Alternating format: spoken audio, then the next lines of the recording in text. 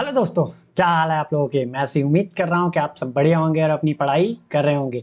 तो चलिए एक बार फिर से स्वागत है HMWB बैंकिंग एग्जाम में। जैसा कि आप लोग जानते हैं कि मैं संजय कुमार मौर्य आप लोगों के लिए लेके आया हूँ सिलेक्शन का होम्योपैथ, जिसमें मैं आपको अर्थमेटिक के मिक्स क्वेश्चन की प्रैक्टिस कराता हूँ ताकि आपकी अर्थमेटिक जो है वो इम्प्रूव हो सके और आप कम से कम टाइम में ज़्यादा से ज़्यादा क्वेश्चन सॉल्व कर पाएँ। और ये जो है ये बैंकिंग के लिए नहीं, किसी भी एग्जाम के लिए अगर ये सारे चैप्टर अर्थमेटिक के आपके सिलेबस में हैं तो आप अपनी स्पीड इम्प्रूव कर सकते हैं। तो ठीक है, चलिए ज़्यादा टाइम न लेते हुए बढ़ते हैं क्वेश्चन की तरफ। लेकिन उससे पहले अगर आपने हमारे वीडियो को अभी तक लाइक नहीं किया तो लाइक कर दीजिए, और चैनल को सब्सक्राइब नहीं किया तो प्लीज़ चैनल को सब्सक्राइब भी कर लीजिए ताकि हमारी वीडियो की अपडेट आपको मिलती रहे और आप अपनी स्पीड इम्प्रूव करते रहें। ठीक है, अगर ये जो मैं पढ़ाता हूँ डेली बाय डेली, अगर इसकी PDF आप चाहते हो तो हमारे HMWB banking exam Telegram channel को फॉलो कर लीजिए। तो उस पर आपको डेली बाय डेली PDF मिलती रहेगी। आप क्लास करिए, फिर खुद से सॉल्व करने की कोशिश कीजिए। ठीक है, नहीं आता है तो फिर से क्लास देखिए, लेकिन करिए जरूर। डेली बाय डेली जब आप करोगे तो आपकी स्पीड इंप्रूव होगी, एक दिन में नहीं होगी। लेकिन हाँ, अगर महीने 2 महीने आपने कर लिया तो आप खुद ब खुद देख लोगे कि आपकी स्पीड इंप्रूव हो रही है कि नहीं हो रही है। ठीक है, तो चलिए बढ़ते हैं आज के क्वेश्चन की तरफ।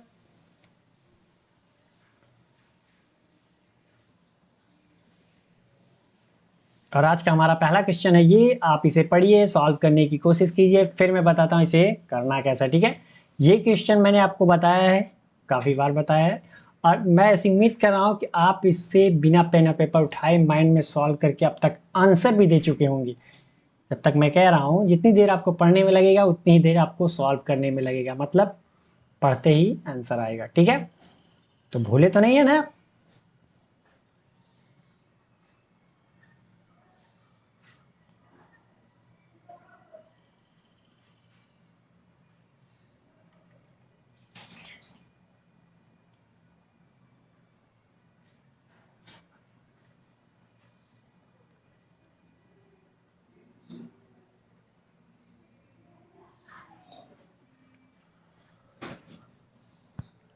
तो चलिए आपका टाइम समाप्त हुआ, मेरी बारी है, मैं बताता हूँ इसे करना कैसे। ठीक है, तो इसका मैंने दोनों वर्जन बताया है, बेसिक भी शॉर्ट भी।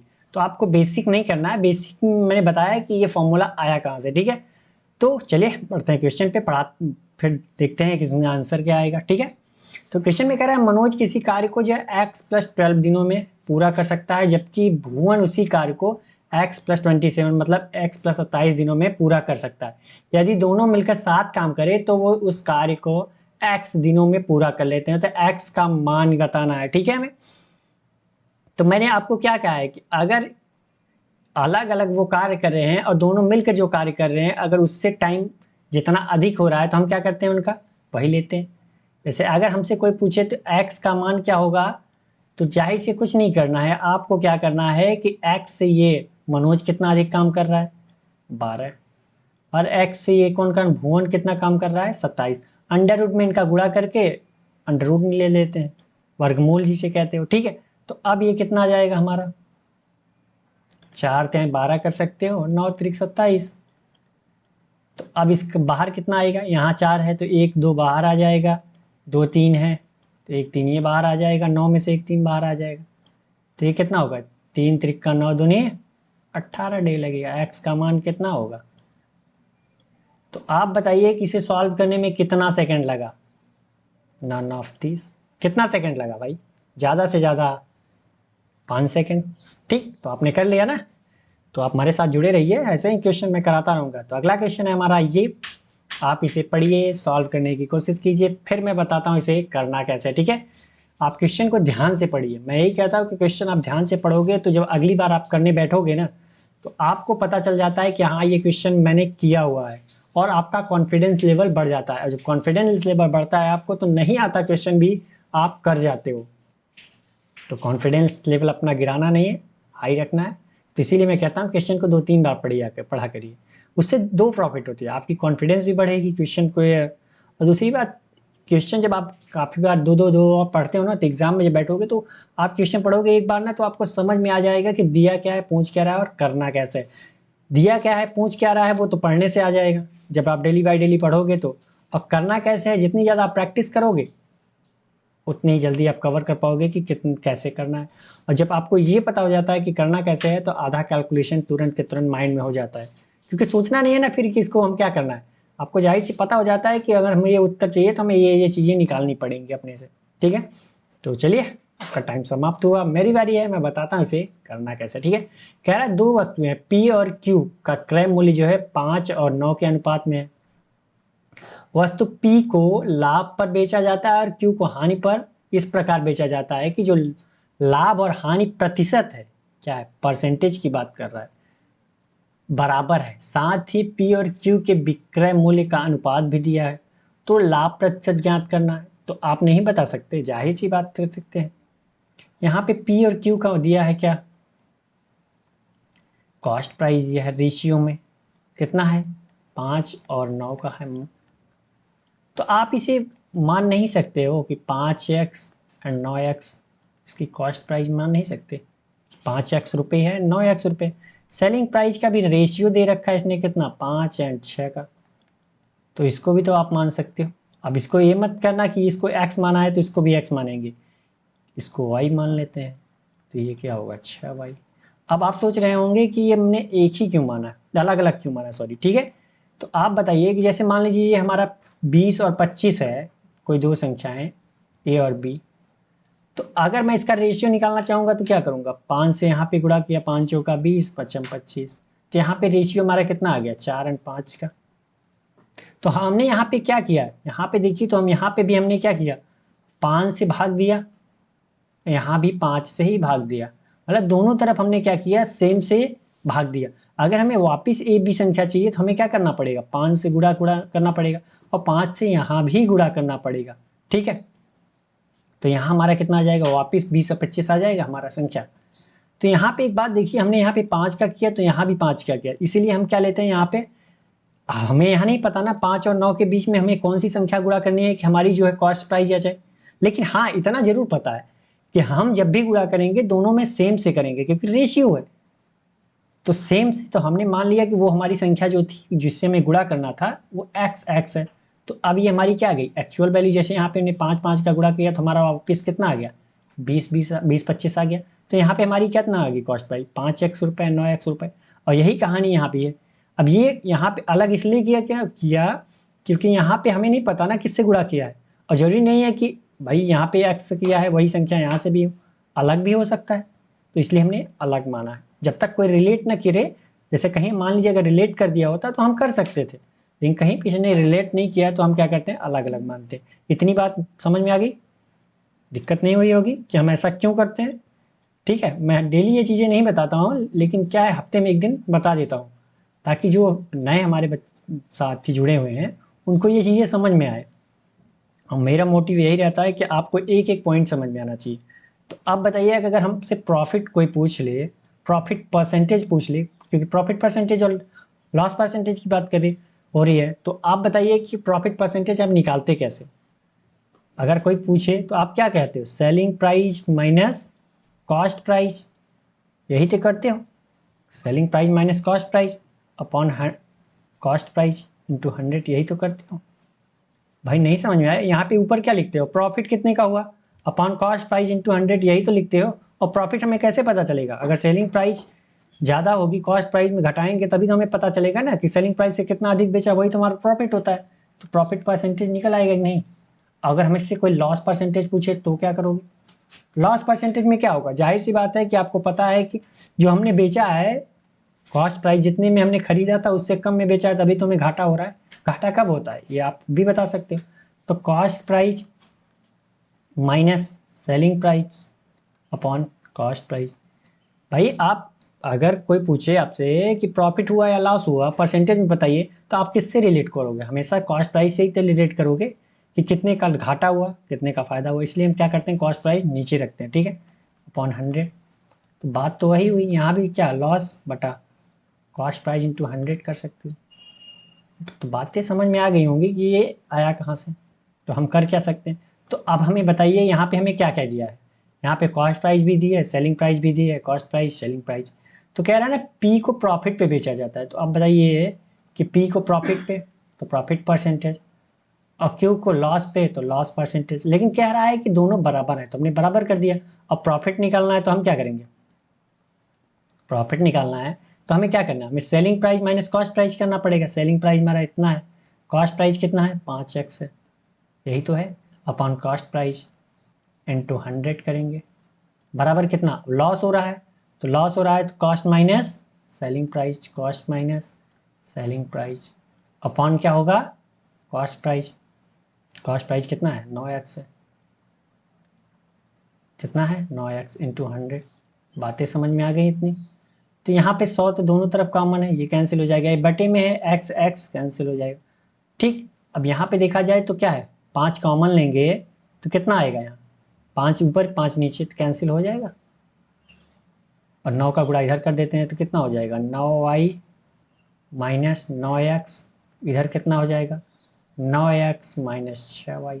अब x को एक तरफ लाते हैं, y को दूसरी तरफ, तो x को इधर 9x को इधर लाते हैं और 6y को इधर लेते हैं, तो 15y बराबर कितना 18x हो गया।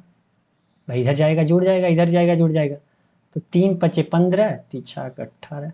तो आप बताओ एक्स वाई का रेशियो का इतना होगा, तो आप चाहो तो एक्स वाई को इधर लाओ, 6 को उधर ले जाओ, एक्स वाई वाई बराबर कितना 5/6 होगा। अच्छा है, इसे कर लो, मैंने बताया है कि एक्स के सामने कितना है 5 है तो ये 5 के नीचे आ जाएगा, और वाई के सामने 6 है तो 6 के नीचे आ जाएगा, यही इसका रेशियो होगा।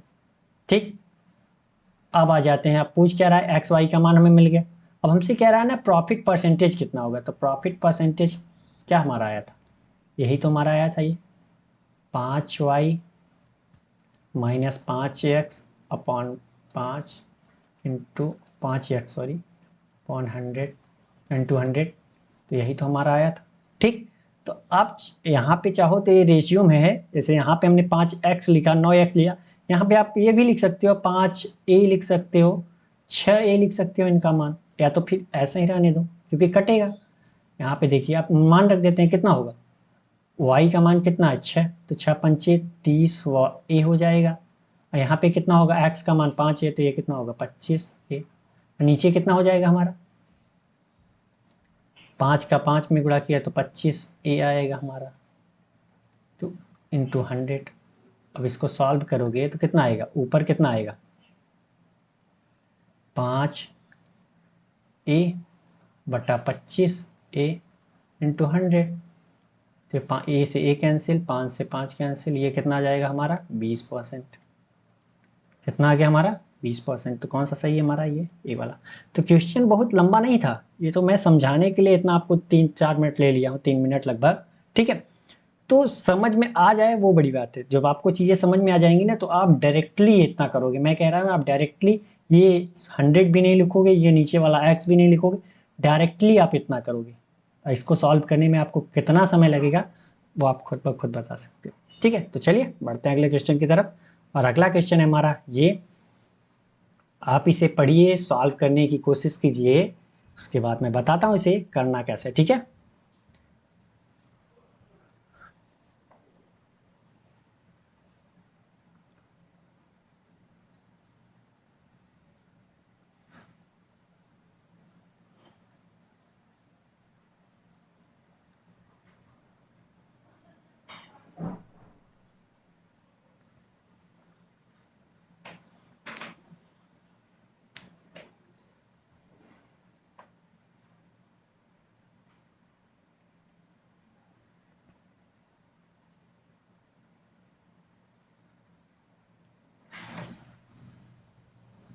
तो चलिए आपका टाइम समाप्त हुआ, मेरी बारी है, मैं बताता हूँ इसे करना कैसे। ठीक है, कह रहा है 3 नल है पी क्यू और आर अकेले किसी कंटेनर को जो है क्रमशः 12, 6 और 8 घंटे में भर सकते हैं। यदि नल को क्रमशः इस प्रकार खोला जाए, पी को जो है 8 बजे खोल दिया जाए, क्यू को 9:30 बजे खोल दिया जाए और आर को 10 बजे, तो कंटेनर पूरी तरह से कब भर जाएगा ये पूछ रहा है। ठीक, तो हम पहले इनकी क्या निकाल लेते हैं, इफिशियंसी। इफिशियंसी मतलब होता क्या है, पर घंटे पर मिनट या पर डे में किया गया कार्य जिसकी बात हो रही है, तो यहाँ पे घंटे की बात हो रही है तो पर घंटे में किया गया कार्य हो, यही हमारा क्या होता है इफिशियंसी होती है। ठीक है, तो निकाल लेते हैं, निकाल सकते हैं नहीं, क्योंकि टाइम दिया है, यहाँ पे टाइम दिया है, तो टाइम कितना है पी का, टी का टाइम है 12 घंटे, क्यू कह रहा है 6 घंटे में, और ये 8 घंटे पे। यहाँ पे टाइम हम कौन सा लेते हैं, मैंने बताया ना, जिसमें टोटल कार्य हो, जिसमें पूरा कार्य हो। ऐसा नहीं जैसे 30% बोल दे 6 घंटे में हुआ, तो हम वहाँ वो 6 घंटे नहीं लिखेंगे। 100% कितने घंटे में कार्य हो रहा है वो टाइम यहाँ पे लेते हैं, ठीक।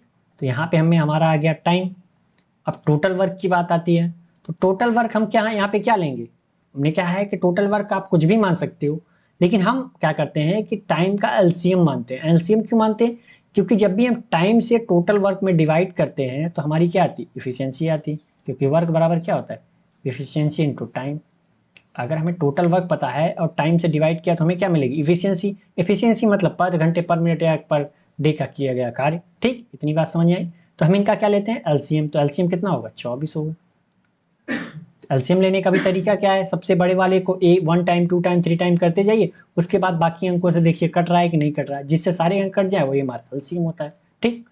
तो ये कितना हो गया हमारा 24, ठीक है। तो ये कितना हो गया, 12 दूना 24, 6 चौका 24 और 8 त्रिक 24। तो ये हमारी क्या आ गई, इफिशियंसी। इफिशियंसी मतलब पर घंटे में किया गया कार्य, ठीक। यही तो बात है। अब आगे आ जाते हैं क्वेश्चन पे। कह रहा है इस प्रकार खोला जाए कि पी को सुबह 8 बजे, पी को सुबह 8 बजे खोला जा रहा है, और क्यू को जो है 9:30 बजे खोला जा रहा है, और आर को 10 बजे खोला जा रहा है,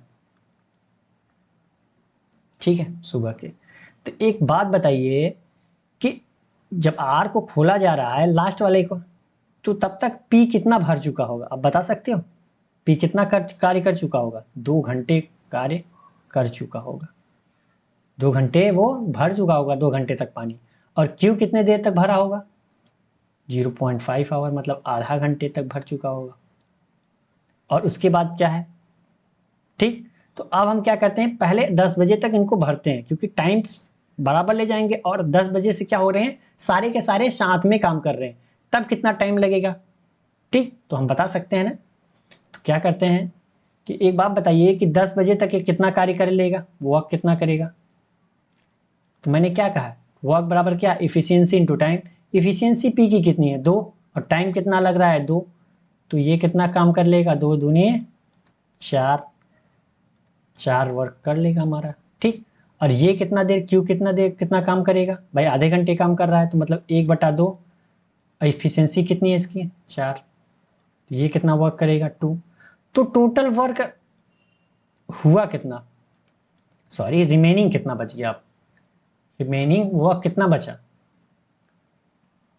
रिमेनिंग वर्क कितना बच गया भाई, टोटल 24 था, जिसमें से ये कितना, इसने 2 किया, इसने 4 किया, टोटल कितना किया, 2 + 4 कितना हो गया, 6 वर्क कंप्लीट हो गया। तो 6 वर्क कंप्लीट हो गया, तो रिमेनिंग वर्क कितना बच गया, 18 वर्क। कितना बचा, 18, भाई 24 टोटल था ना। तो आप बताइए कि अब 10 बज गए, 10 बज गए, तो अब क्या, अब तीनों चल रहे हैं ना, कोई बंद तो नहीं है, अब तीनों चल रहे हैं। तो P + Q + R द्वारा अब इतना वर्क कंप्लीट करने में कितना टाइम लगेगा, टाइम लगेगा। तो टाइम बराबर क्या, वर्क, वर्क कितना बचा है, 18। और तीनों की इफिशियंसी, भाई अब तीनों कार्य कर रहे हैं तो तीनों की इफिशियंसी जोड़ेंगे, तो 2 4 6 3 9, 9 से भाग दिया तो कितना घंटे लगेगा भाई इतना कार्य करने में, 2 घंटे। तो 10 घंटे, तो 10 बजे से ये साथ में काम कर रहे हैं, तो 10 AM से स्टार्ट हुआ, प्लस 2 घंटे लग जाएंगे, तो कितना बच जाएगा पूरा काम कंप्लीट होने में, 12 AM। तो कितना, सॉरी 12 PM हो जाएगा ना, AM चल रहा था, तो 12 PM, ठीक। तो कौन सा सही हमारा, सी। तो क्वेश्चन बहुत हार्ड नहीं था, बहुत सिंपल था। बस आपको क्या करना है, जब भी मैंने ऐसे बताया स्पीड वाले में, स्पीड की भी तो कहानी यही होती है कि कोई कह रहा है कि 9 बजे से दौड़ रहा है और अगला जो व्यक्ति है वो 10 बजे से चलना स्टार्ट करता है, तो हम पहले क्या करते हैं, दोनों को एग्जैक्ट टाइम पे लेके आते हैं और उसके बाद सॉल्व करते हैं क्वेश्चन। तो वही कहानी यहाँ भी है कि हम जब लास्ट वाले के टाइमिंग से मैच कराते हैं, तो तब तक तो कुछ ना कुछ जैसे दौड़ चुका होगा, यहाँ पे कुछ ना कुछ पानी भर चुका होगा, तो वो क्या करते हैं, बाकी जो बच गया वही तो हमें काम करना है, ठीक। तो कहानी यही है, ठीक है। तो चलिए बढ़ते हैं अगले क्वेश्चन की तरफ। और अगला क्वेश्चन हमारा ये, आप इसे पढ़िए, सॉल्व करने की कोशिश कीजिए, फिर मैं बताता हूँ इसे करना कैसे, ठीक है।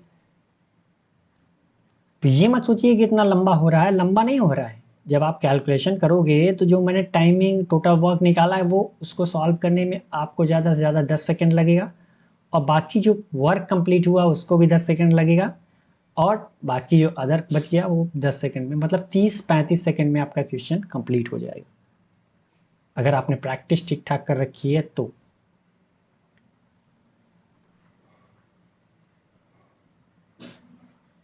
ऐसा तो है नहीं कि सारा का सारा आप लिखोगे पेपर पे। जब आप प्रैक्टिस करने लगोगे तो आधा कैलकुलेशन माइंड में ही करोगे, और करना भी पड़ेगा आपको अगर सिलेक्शन चाहिए तो।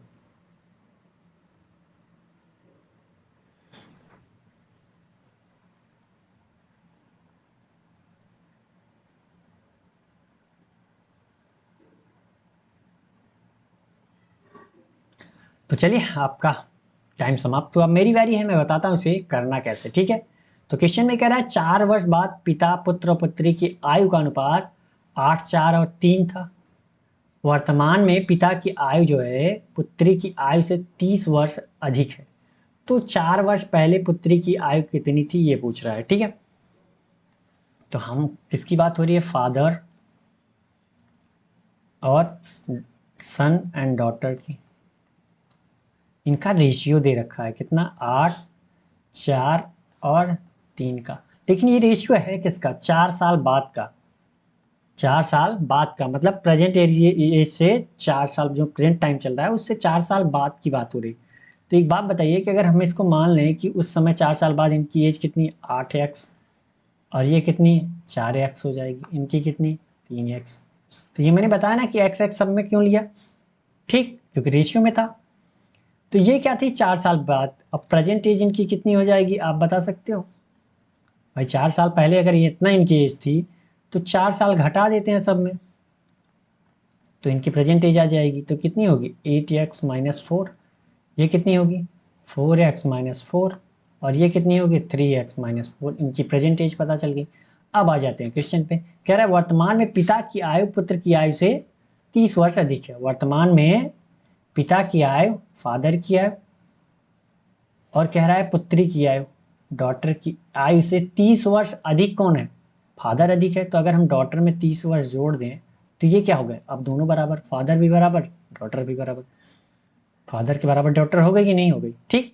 तो अब फादर का मान कितना था प्रेजेंटेज में, 8x-4, और यहाँ पे कितनी हो जाएगी डॉटर की एज, 3x-4 प्लस 30। तो ये कितना आ जाएगा, 5x। यहाँ भी माइनस है, इसको इस तरफ लेके जाएंगे तो 1 - 1 प्लस क्या हो जाएगा, 0। तो बचेगा सिर्फ 30।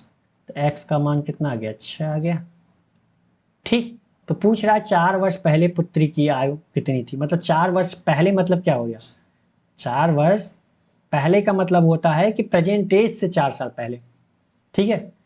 तो यहाँ पे अगर देखा जाए तो प्रेजेंट एज कितनी है बता सकते हैं डॉटर की, 3, 6 -4, 6×3 = 18 में से 4 गया 14। और कह रहा है 4 साल पहले, तो 4 साल और घटा दिया, तो अब कितनी साल की, 4 साल पहले कितनी की होगी, 10 ईयर की, 10 साल की रही होगी, ठीक है। तो आपको ये पहले अब बाद की बात करें तो ये नहीं करना जैसे यहाँ पे 4 साल बाद दिया है तो आप 4 साल पहले निकाल करके 14 आंसर दे दो, ऐसा नहीं है। वो अगर 4 साल पहले पूछ रहा है मतलब वो प्रेजेंट एज से 4 साल पहले पूछ रहा है, ठीक है, बात याद रखनी है। तो समझ में आ गया होगा। इसको करने का एक शॉर्ट फॉर्म ये भी होता है कि जैसे आपको यहाँ पे 4 साल बाद दिया है तो आप डायरेक्टली मानते हैं और ये प्रेजेंट एज निकाल लेते हैं। अगर 4 साल बाद आपको 8x, 4x और 3x पता चला तो प्रेजेंट एज कितनी, 4 4 4 घटा देते, डायरेक्टली ये लिख सकते थे कि नहीं आप, और ये इतना तो आप निकाल ही सकते हो। तो जब आप कैलकुलेशन करोगे ना तो ये चीज़ें, काफ़ी चीज़ें उसमें लिखने नहीं पड़ेंगे आपको, आप माइंड में ही कर लोगे, लेकिन उसके लिए टाइम देना पड़ेगा आपको। तो चलिए बढ़ते हैं अगले क्वेश्चन की तरफ। और अगला क्वेश्चन है हमारा ये, आप इसे पढ़िए, सॉल्व करने की कोशिश कीजिए, फिर मैं बताता हूँ इसे करना कैसे, ठीक है।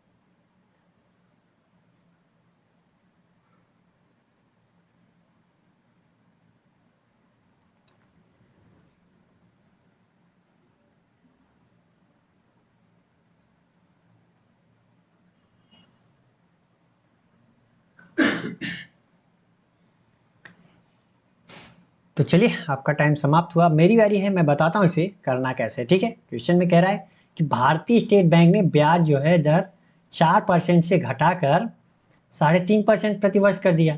मुकेश ने अपने बचत खाते में 4800 रुपये जमा किए और उसने पाया कि नया ब्याज जो है पहले के ब्याज के बराबर ही है।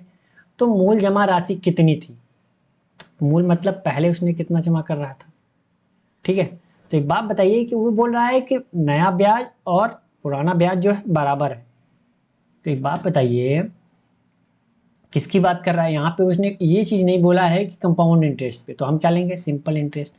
तो सिंपल इंटरेस्ट की बात हो रही है, ओल्ड, और सिंपल इंटरेस्ट जो है वो न्यू की बात हो रही है। दोनों क्या है आपस में? बराबर है, ये बोल दिया है।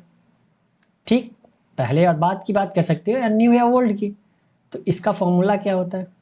P R and T upon 100 होता है। इसका भी क्या होगा? P R T upon 100। बशर्ते बात यही है कि ये ओल्ड का है सारा, ये न्यू का है, बस अंतर इतना ही, फॉर्मूला तो वही होगा। तो ये कह रहा है कि हमें क्या बताना है? मूल जमा राशि। तो मूल मतलब पहले ओल्ड वाला, तो हमें नहीं पता ना, हम पी मान लिया। वो रेट ऑफ इंटरेस्ट की बात कर रहा है कि पहले वो 4% देता था, 4%, और टाइम कितना है? एक ही साल की बात हो रही है, तो 1 साल। ये 100 से 100 कैंसिल हो जाएगा। यहाँ पे कितना हो गया न्यू? अब 4800 रुपये जमा किया उसने। रेट ऑफ इंटरेस्ट अब कम हो गया, 3.5 हो गया। तो एक बात बताइए कि ये कितना हो जाएगा? टाइम एक ही वर्ष की बात हो रही है, तो यहाँ परसेंटेज नहीं, सॉरी, क्योंकि 100 हमने रखा था। ठीक है, तो अब कितना होगा ये? पी ओ का मान कितना होगा? ये कितना हो जाएगा? 12 चौका 48, 1200। अब 1200 120 गुणित 35 लिख सकते हैं, या 60 गुणित 70 लिख सकते हैं इसको। भाई इसको आधा किया, इसको डबल कीजिए, तो 7×6 4200 रुपये आया कि नहीं आया? कितना आ गया? 4200। अब आप सोच रहे होंगे कि इतना लंबा हमें करनी पड़ेगी ये छोटे से क्वेश्चन के लिए, तो नहीं भाई, इतना लंबा नहीं करना था। ठीक, सीधा सीधा आपको पता है कि टाइम सेम है, तो अगर ब्याज बराबर है तो टाइम भी दोनों तरफ का बराबर दिया है, तो क्या होगा? कैंसिल होगा, 100 से 100 कैंसिल होगा। बचेगा क्या आपके माइंड में? सीधा सीधा पता चला है, ओल्ड बचेगा, रेट ऑफ इंटरेस्ट बचेगा ओल्ड का, बराबर कितना? प्रिंसिपल न्यू और रेट ऑफ इंटरेस्ट न्यू। तो आप पीओ जाहिर सी बात है रखा 4800, और ये कितना है? 3.5। तो ये नहीं लिखना पड़ेगा, डायरेक्टली आप ये लिखोगे, और ऐसे करोगे 1200 और ये 3.5। तो आप इसको क्या करोगे? एक 10 जीरो दोगे तो 35 हो जाएगा, इसको आधा, इसको दूना कर दिया, तो 7×6 42। तो ये चीज़ें आप माइंड में कर लोगे। ठीक है, तो ये हमारा शॉर्ट तरीका था, लेकिन जब उसके लिए आपको क्या करना पड़ेगा? प्रैक्टिस करनी पड़ेगी। आपको क्वेश्चन पढ़ते ही पता हो जाना चाहिए कि करना कैसे है, ठीक, तभी ये कर पाओगे। तो चलिए पढ़ते हैं अगले क्वेश्चन की तरफ। और अगला क्वेश्चन है हमारा ये, आप इसे पढ़िए, सॉल्व करने की कोशिश कीजिए, फिर मैं बताता हूँ इसे करना कैसे। ठीक है,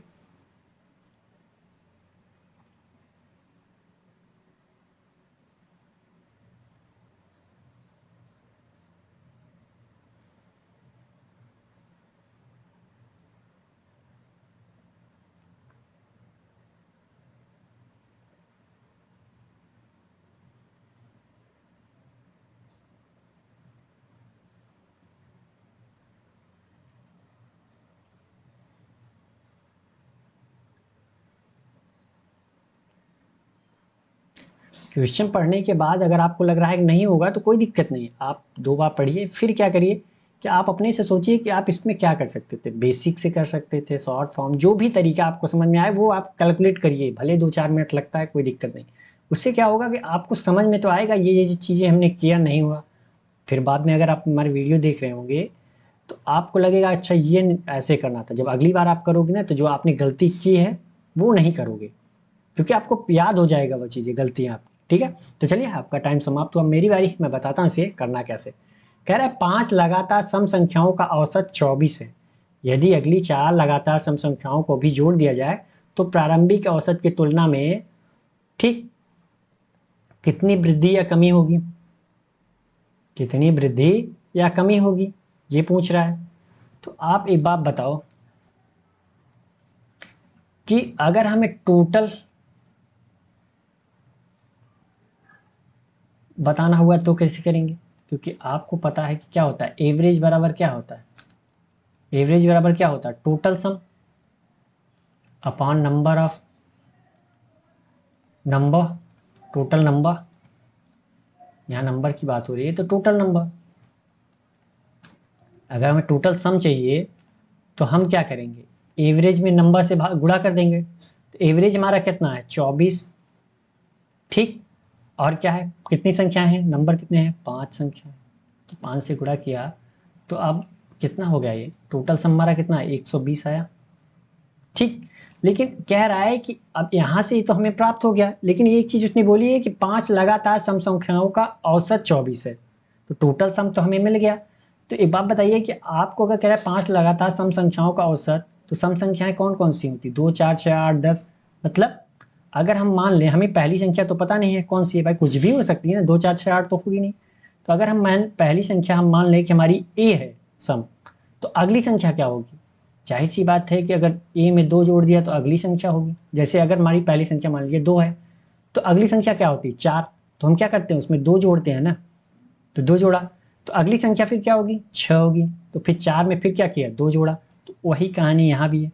तो अगर पहली हमारी 5 संख्या में से पहली अगर ए है, तो दूसरी कितनी है a+2, तीसरी कितनी हो जाएगी, इसमें भी 2 जोड़ दिया तो कितना a+4, a+6, a+8, हो गई टोटल 5 सम संख्याएं, 1 2 3 4 5। तो ये क्या है हमारा, ये हमारा क्या है अरिथमेटिकल प्रोग्रेशन, एपी है, समांतर श्रेणी, ठीक है। तो अब हम क्या करते हैं, अगर हमें इसका योग निकालना हुआ तो क्या हुआ, बात तो वही है ना, यहाँ भी टोटल सम आया है, अगर इसको हम जोड़ लें तो हमें भी तो क्या मिलेगा, टोटल सम ही तो मिलेगा। तो इसका फॉर्मूला क्या होता है आपको पता है, एस एन बराबर क्या होता है n/2 2a plus n-1 into D bracket बंद, यही तो फॉर्मूला होता है। तो n मतलब कितना 5 की बात हो रही है, तो 5/2, 5 संख्याओं की बात हो रही, 2a, ए की जगह हमने ए ही माना है तो ए रख लिया, ये मतलब पहली संख्या, और n मतलब 5, 5 में से 4 एक गया 4, 4 आ गया। अब डी की बात करते हैं, डी मतलब क्या होता है इनके बीच का डिफरेंस, डिफरेंस कितने का है भाई, अगली संख्या a+2 है तो इनका डिफरेंस निकालेंगे तो कितना आएगा 2, तो यहाँ पे हमने क्या रख दिया डी की जगह 2। तो अब सॉल्व कर लेते हैं, तो ये कितना हो जाएगा, 5/2 का गुणा किया तो 2 से 2 कैंसिल, तो यहाँ कितना आएगा 5a, यहाँ पे क्या होगा 5 चौका 20 आएगा, क्योंकि 2 से 2 कैंसिल होगा, 5 चौका 20 आएगा। ये भी क्या है हमारी 5 संख्याओं का क्या है टोटल सम है, और ये भी क्या है हमारी 5 संख्याओं का, 5 संख्याओं का ये भी टोटल सम है कि नहीं भाई, जब दोनों सम ही हैं तो आपस में क्या होंगे बराबर होंगे, इसको 1 मान लो इसको 2 मान लो, बराबर कर दो, तो 5a equation 1 equal two equation 2 से 5a बराबर 5a प्लस 20 बराबर कितना 120, तो a का मान हमें कितना मिल जाएगा 20×5 = 20 मिलेगा, ठीक। तो अब आगे कह रहा है यदि अगली 4 सम संख्याओं को भी जोड़ दिया जाए, तो अगली 4 सम संख्याएं मतलब 5 तो है ही हैं, अगली 4 और जोड़नी है, तो आप या तो सीधा सीधा लिख दो, हमारे यहाँ पे लास्ट जो सम संख्या थी वो कितनी हो जाएगी 20 8 28, या तो आप करो कि अब 28 के बाद कौन सी अगली 4 सम संख्याएं 30 32 34 और 36 होगी, कितनी होंगी 36 होंगी, इतनी बात समझ में आई।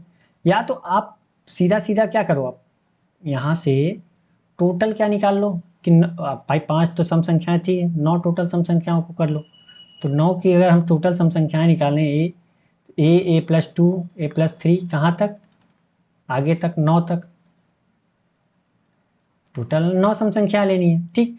तो यहाँ से भी तो निकाल सकते हो, कितना होगा a का मान हमें पता हो गया ना, तो 9 संख्याएं लेनी है तो 9/2, n का मान कितना लेना 9, तो 2a का मान कितना 20, n-1 मतलब 9 - 1 8, d का मान तो 2 ये है 2 रख दिया, तो इसको भी ये सॉल्व किया तो कितना आएगा 2 से गुणा किया तो कितना हो गया, 9 दूनी 18, 180। यहाँ से 2 कैसे, 8 9 72, तो ये कितना आ जाएगा हमारा, 18 7 25, 252। तो ये हमारा क्या है, टोटल सम आया ना, क्या आया, टोटल सम आया। तो अब हमें कह रहा है कि तो प्रारंभिक औसत की तुलना में औसत में कितनी वृद्धि या कमी हुई। तो एक बात बताइए, प्रारंभिक औसत हमारी कितनी थी, 24, ये हमारा टोटल है। तो अगर अब हम एवरेज निकालें तो एवरेज कितना होगा हमारा, टोटल संख्या कितनी है, 252, टोटल सम कितना है 252, और संख्या कितनी हो गई भाई, 5 पहले थी 4 बाद में, टोटल कितनी हो गई, 9 हो गई। तो 9 का गुणा, 9 दूनी 18, 9 अड़े 9 अट्ठे 72, 28, कितनी आ गई हमारी, 28 एवरेज आ गई। तो वृद्धि कितनी की हुई, पहले 24 थी बाद में 28 हो गई, तो 28 माइनस 24 बराबर 4 की वृद्धि हुई। ठीक है, कितने की वृद्धि हुई, 4 की। तो बात समझ में आई। तो जब आप कैलकुलेशन करोगे ना, तो ये कहानियाँ, इसमें काफ़ी चीज़ें आप माइंड में करोगे। जैसे ये मैंने लिखा कि सम कितना होगा, ये तो ये आपके माइंड में 120 आ ही जाएगा। और ये जो इतना ये मैंने लिखा, ये भी नहीं लिखना पड़ेगा, डायरेक्ट आप फॉर्मूले में माइंड में ही रख के निकालोगे, लेकिन उसके लिए प्रैक्टिस चाहिए। ठीक है, तो चलिए बढ़ते हैं अगले क्वेश्चन की तरफ। और अगला क्वेश्चन है हमारा ये, आप इसे पढ़िए, सॉल्व करने की कोशिश कीजिए, फिर मैं बताता हूँ इसे करना कैसे। ठीक है,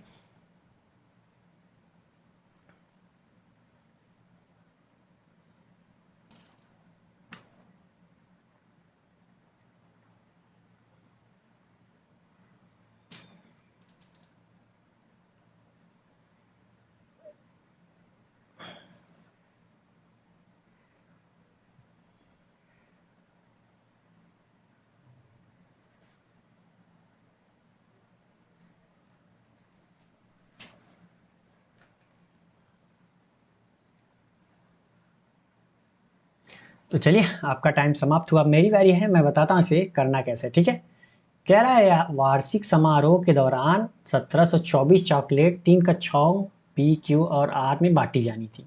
यदि उनके हिस्से की चॉकलेट में क्रमशः 12, 25 और 37 की कमी हो जाती है, तो उनके हिस्से का अनुपात 5, 8 और 9 हो जाता है। तो कक्षा आर को कितनी चॉकलेट प्राप्त हुई, ये बतानी है। ठीक है, तो उससे पहले एक बात बताइए कि जैसे कुछ पैसा है और आप 3 दोस्तों में बांटना है।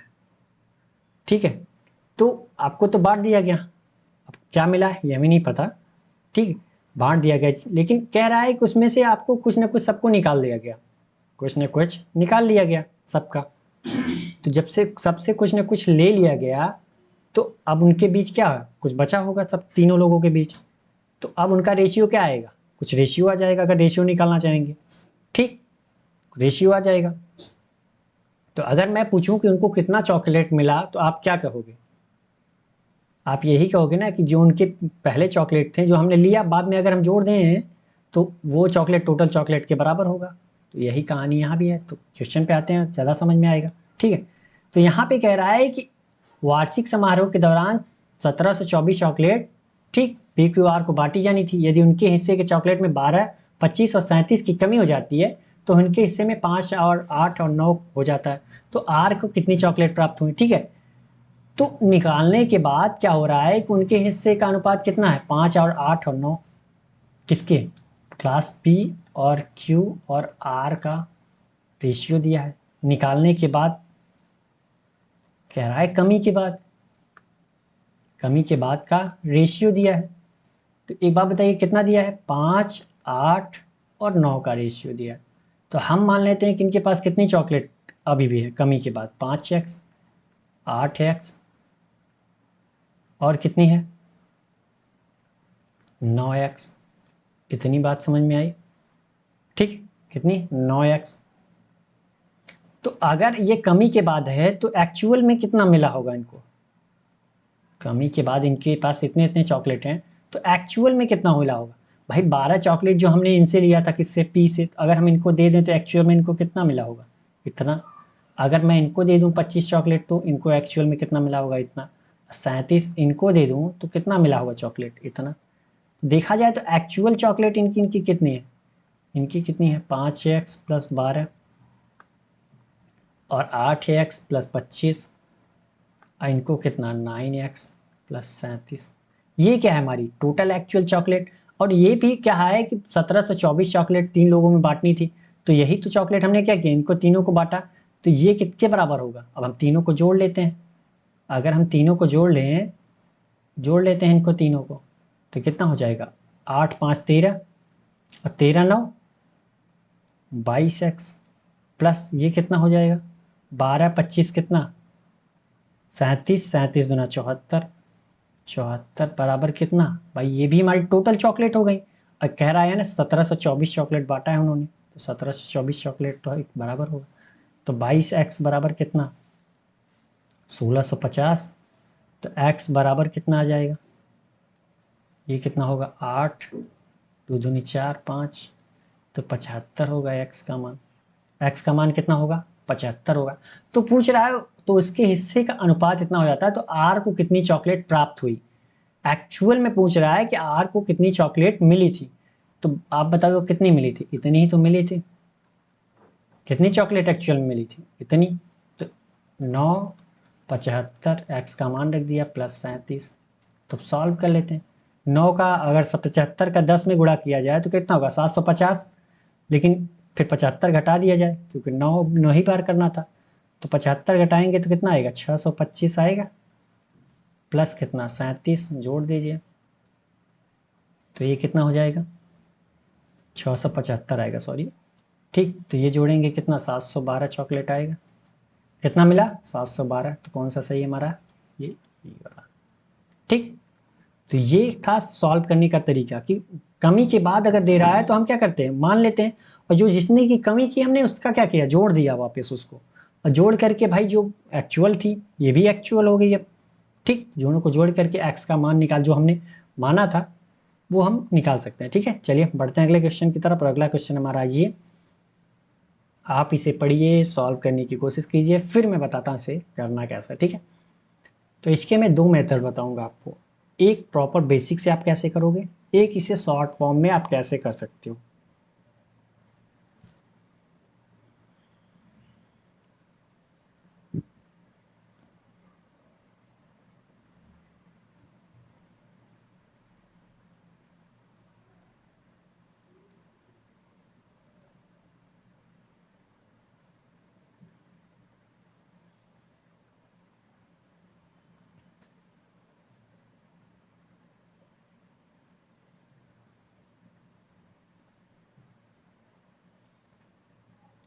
तो चलिए आपका टाइम समाप्त हुआ, मेरी बारी है, मैं बताता हूँ इसे करना कैसे। कह रहा है भुवन ने जो है 4750 रुपए के 3 भागों में इस प्रकार बांटा कि 1 वर्ष 3 वर्ष और 4 वर्षों के बाद तीनों से प्राप्त ब्याज जो है समान है। कह रहा है जो 1 साल 3 साल और 4 साल के लिए अगर इन्वेस्टमेंट की हमने जो मनी की, उनको जो ब्याज मिला वो बराबर है। यदि सभी मामलों में ब्याज की दर मतलब सबको जो है 5% रेट ऑफ इंटरेस्ट पे दिया गया है, कह रहा है तो 4 वर्षों के लिए निवेश की गई राशि कितनी थी, जो जो 4 वर्ष के लिए हमने निवेश किया उसकी प्रिंसिपल मनी क्या थी ये पूछ रहा है। तो एक बात बताइए कि अगर 4750 को कह रहा है, अगर हमें प्रिंसिपल की रेशियो भी मिल जाए तीनों लोगों की, तब भी तो हम बता सकते हैं ना किसको किसने कितना इन्वेस्ट किया, 1 साल वाले में कितना, भी 3 साल वाले में कितना और 4 साल वाले में कितना इन्वेस्ट किया था। कहने का तीनों का अलग अलग अगर प्रिंसिपल का रेशियो मिल जाए तब भी तो हम बता सकते हैं। ठीक, तो चलिए, तो 1 साल वाला 3 साल वाला और किसकी बात हो रही है 4 साल वाले की, तो कह रहा है ना सबका ब्याज बराबर है, मतलब ब्याज बराबर है सबका, वो भी सिंपल इंटरेस्ट की बात हो रही है, बराबर है तो बराबर कर दिया।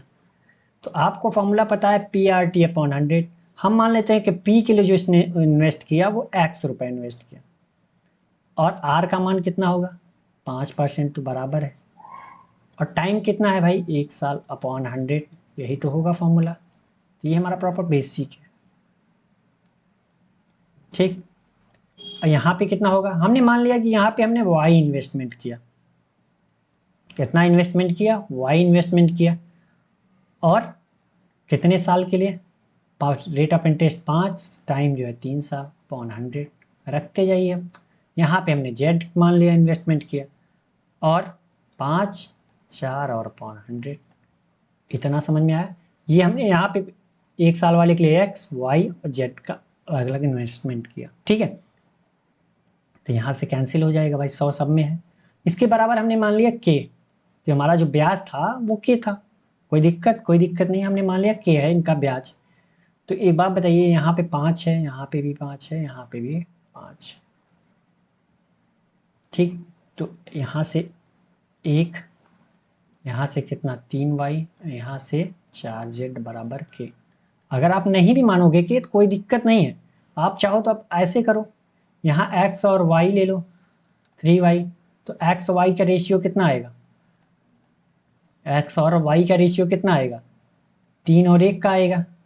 और फिर y और z ले लो, 3y बराबर yz, ठीक, सॉरी कितना 4z। तो यहाँ y और z का रेशियो कितना आएगा, y z का कितना 3, y का 4।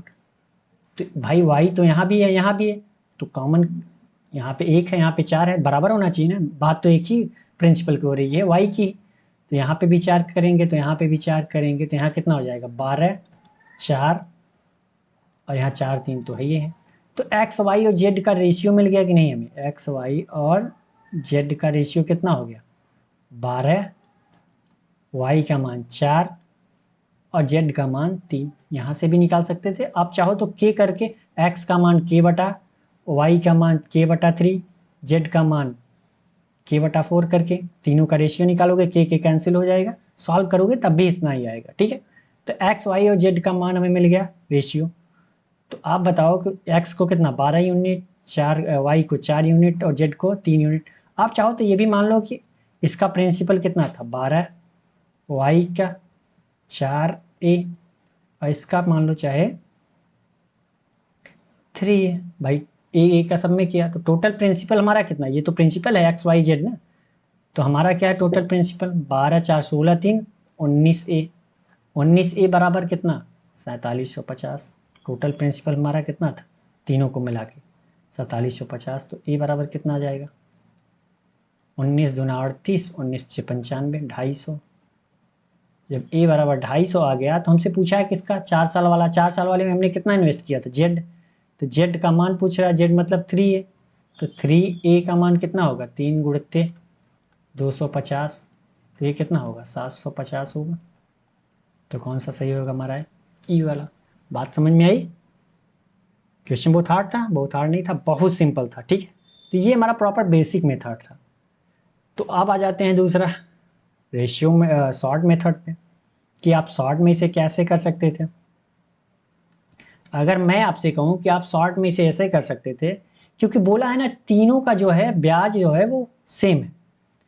तो अगर ब्याज सेम है तो फॉर्मूला क्या होता है, yes P R T upon 100, ठीक है।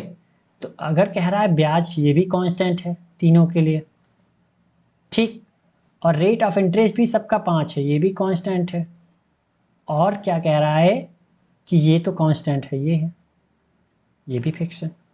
तो एक बात बताइए कि P का अगर हम देखा जाए तो किसके बराबर है, ये सारे कांस्टेंट है, तो ये किसके बराबर है 1/t के। प्रिंसिपल जो होगा हमारा वो किसके 1/टाइम का, प्रिंसिपल जो होगा 1/टाइम के डायरेक्टली प्रोपोर्शनल होगा। इतना बात समझ में आई। प्रोपोर्शनल इसलिए लिया क्योंकि यहाँ SI भी है, यहाँ 100 भी है, यहाँ R भी है, तो हम क्या करते हैं प्रोपोर्शनल लेते हैं, ठीक। तो अगर हम कह दें कि 1 साल वाले के लिए X इन्वेस्ट किया, Y 3 साल वाले के लिए कितना 1 साल वाला, 3 साल वाला और 4 साल वाले, इसके लिए हमने Y इन्वेस्टमेंट किया, इसके लिए Z इन्वेस्टमेंट किया, जैसा कि मैंने पहले माना था।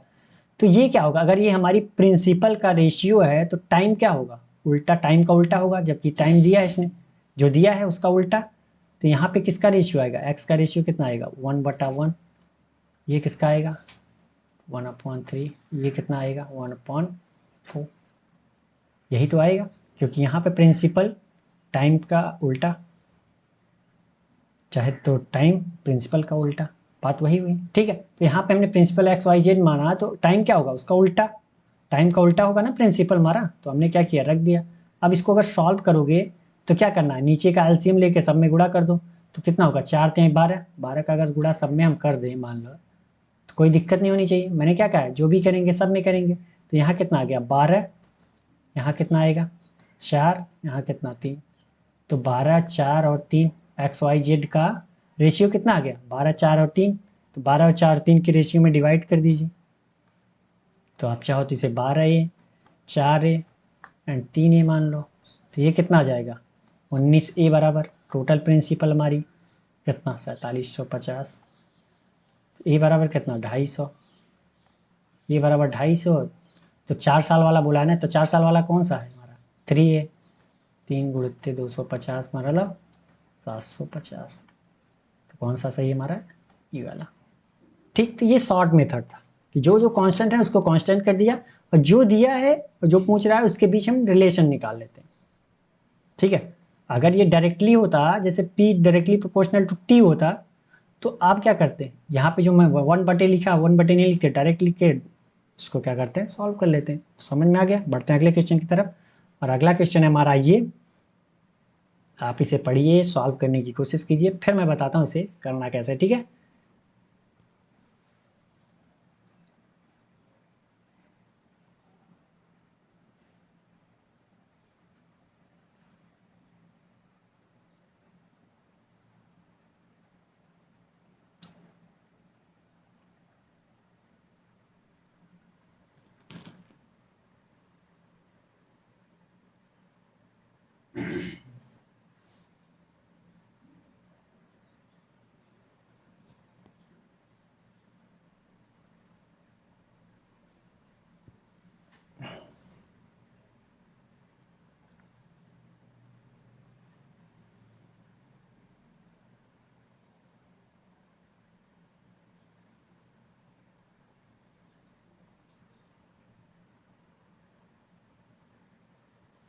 तो चलिए आपका टाइम समाप्त हुआ, मेरी बारी है, मैं बताता हूँ इसे करना कैसे। ठीक है, कह रहा है एक आयत का क्षेत्रफल जो है 405 सेंटीमीटर स्क्वायर है और इसकी आसन भुजाओं के बीच का अंतर 12 सेंटीमीटर है। यदि इनका परिमाप एक वर्ग के परिमाप से 40% अधिक है तो उस वर्ग का क्षेत्रफल ज्ञात कीजिए। ठीक है, तो जाहिर सी बात की आयत की बात कर रहा है, तो आयत का मतलब क्या, यही तो होता है लंबाई गुणित चौड़ाई, लंबाई गुणित चौड़ाई, सॉरी लंबाई चौड़ाई, लंबाई चौड़ाई।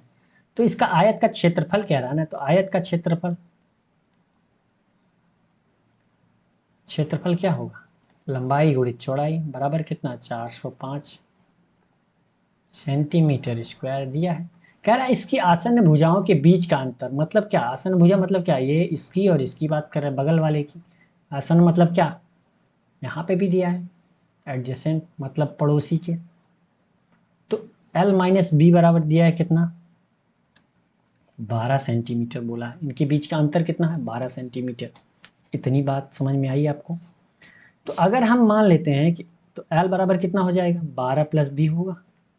अगर हम b बराबर x मान लें, ठीक है, माना L बराबर कितना x मान लिया, b बराबर सॉरी, तो L बराबर कितना हो जाएगा 12 प्लस x होगा दोनों का मान। तो यहाँ पे आप मान रख सकते हैं कि नहीं, रख देते हैं।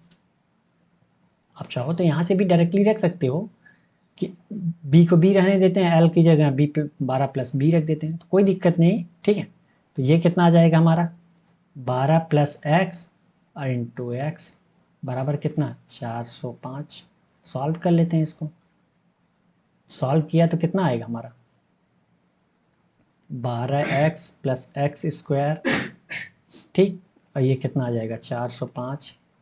तो 405 को इधर लाते हैं तो कितना हो गया x square plus 12x minus 405 बराबर 0। तो ये क्या बन गया हमारा क्वाड्रेटिक इक्वेशन बन गया।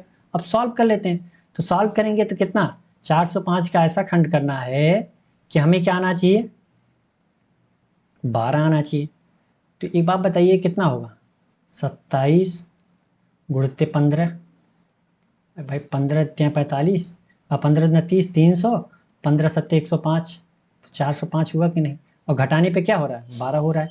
तो यहाँ पे x का मान हमें क्या मिलेगा, यहाँ पे x का मान हमें मिलेगा कितना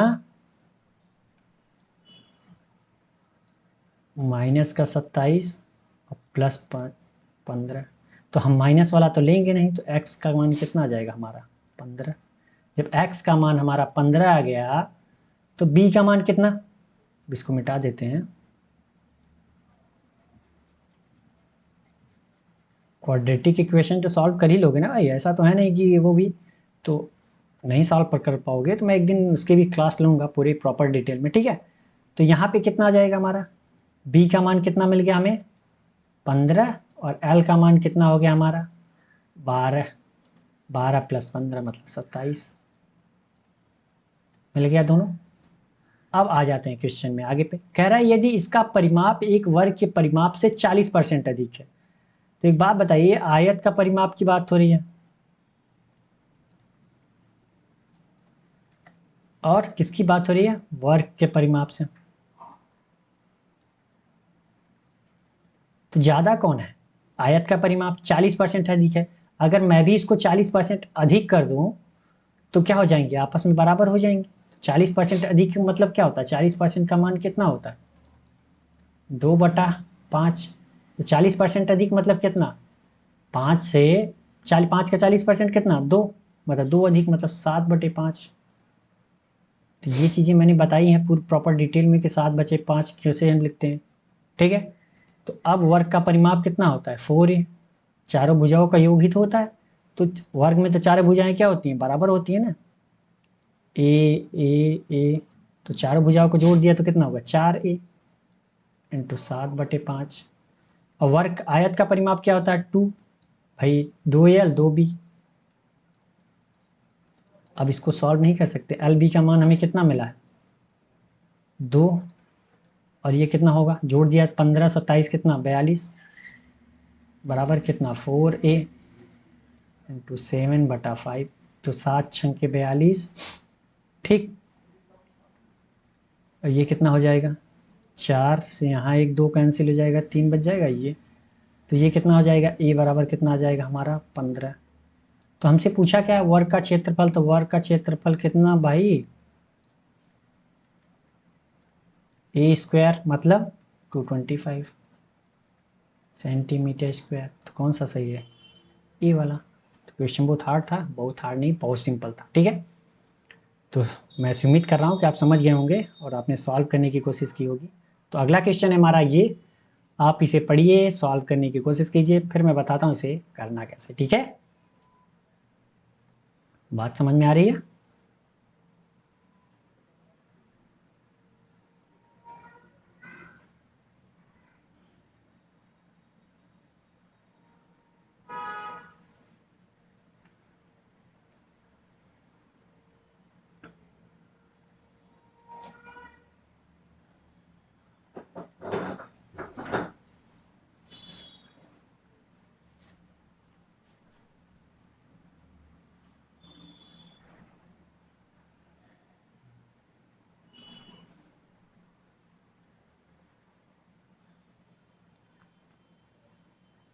तो चलिए आपका टाइम समाप्त हुआ, मेरी बारी है, मैं बताता हूँ इसे करना कैसे, ठीक है। कह रहा है आलोक को किसी कार्य को करने में रजत से दोगुना समय लगता है, ठीक है। और तन्मय को रजत के समय का 33.33% यानी 1/3 समय लगता है। तो यहाँ पे क्या दिया है, रेशियो दिया है, एक प्रकार से देखा जाए तो किसकी, आलोक के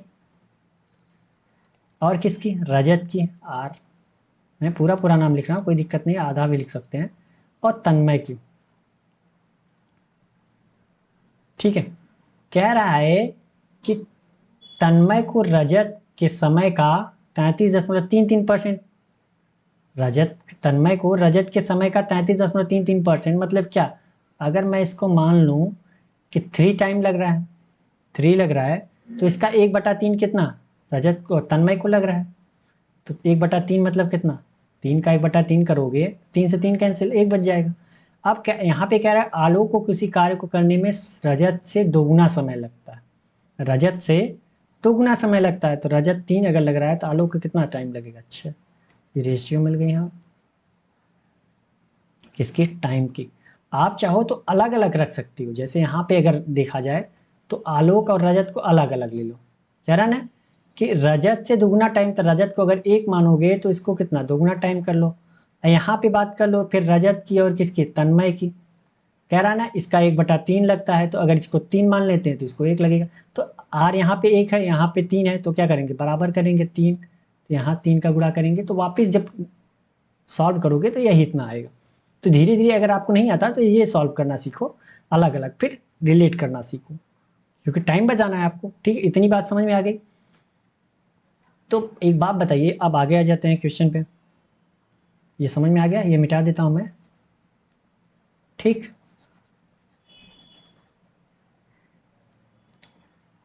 तो आपको जैसा कि पता है कि वर्क बराबर क्या होता है, इफिशियंसी इनटू टाइम।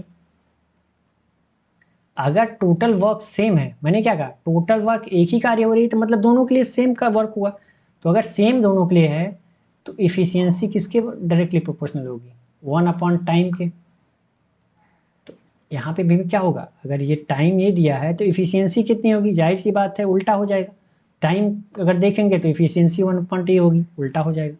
तो क्या होगा 1/6, 1/3, इफिशियंसी कितनी आ जाएगी इनकी 1/1, इतना।